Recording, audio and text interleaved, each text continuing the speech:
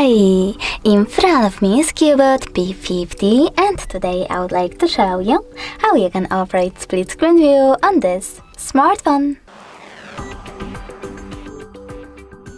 First of all, select an app that you wish to open using this view. I will go to Play Store and click on this square button. Now you need to tap on the icon of your app and select split screen. Following that, you can click on one of your apps from the background apps or select home button and click on any other one, like Chrome. As you can see now, I can use both of them at the same time. If you wish to go back from this mode, you can always do that by dragging the first app upwards and selecting home button. Thanks so much for watching. If you enjoyed this video, don't forget to leave a like, comment and definitely subscribe.